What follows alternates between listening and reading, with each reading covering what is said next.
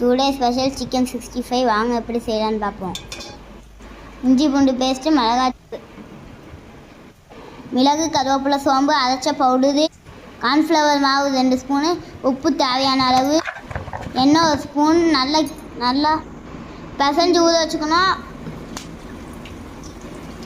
கடாயில் எண்ணெய் ஊற்றிட்டு கருவேப்பிலை போட்டு சிக்கன் பீஸ் போட்டு கொதிக்கலாம்.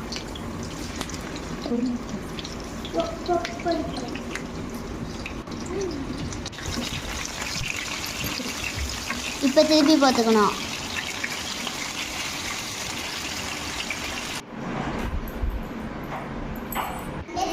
இப்போ ரெடி ஆயிடுச்சு, சாப்பிட்டு பார்க்கலாம்.